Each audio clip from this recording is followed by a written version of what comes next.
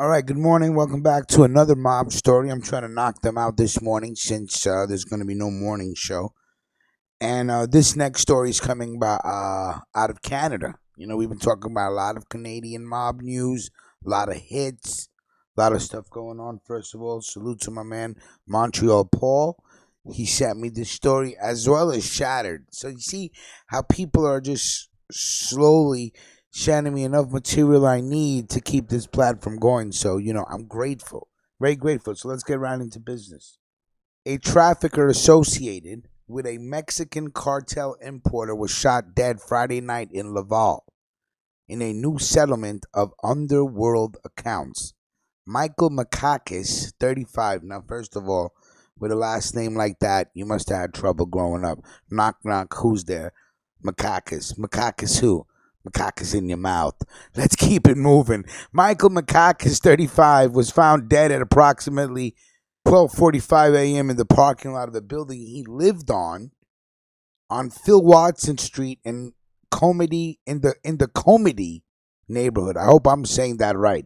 Comedy. If I'm saying it wrong, please let me know. After being hit by a projectile, he collapsed into a pool of blood near his vehicle. So he probably got shot, right? I thought they were fireworks. When I saw a lot of police lights, I realized they were shots. I went out to my balcony. I saw a man who was on the ground in his blood, said a neighbor. According to our sources, the individual had links with members of the Italian mafia as a drug distributor. Makakis pled guilty to drug charges in Laval in February. He had been sentenced to 6 months in prison. Okay?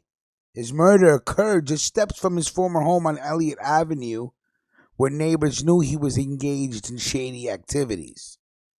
Police used to come out a few times, and 2 years ago they took him on board, and we never saw him again. His condo was sold 8 to 10 months ago, says another neighbor.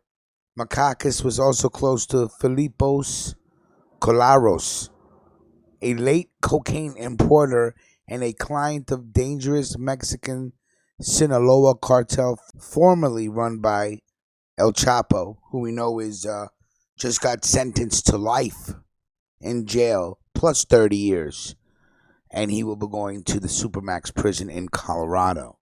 A report on July 5th stated growing concern among law enforcement that violence associated with Latin America, or should I say Latin American organized crime, is gaining momentum in Canada. Fucking crazy, right? Because really, I mean, seriously, I had no clue of the way shit was popping off in Canada. Anybody seen Fat Pat Musitano yet? Let me know. Don't snitch, just let me know. In another report, the Criminal Intelligence Service of Canada, known as CISC, reported that an abnormal number of high-level cocaine importers in Canada have recently been killed in Mexico and Canada. In particular, they identified Colaros' murder in Montreal last fall as a sign of this flurry of settling scores. I think Montreal Paul told me there's a saying in Canada about keeping all accounts to date. Can't think of it right now, but it was pretty cool. In Laval, out of 6 homicides this year, this one is the fourth to bear the signature of organized crime. In February, 35-year-old Elliot Blanchard, a methamphetamine producer, was shot in a parking lot. Another coke importer, Ray Cano, had a similar spell a few days later. And if you remember the show we did with Montreal Paul spoke about Ray Cano. I believe he was shot in his drop top on a summer day. Don't quote me on that. And of course, in May, Salvatore Scopa hit. The brother of the chieftain of the Montreal Mafia was shot in his hotel in front of his family.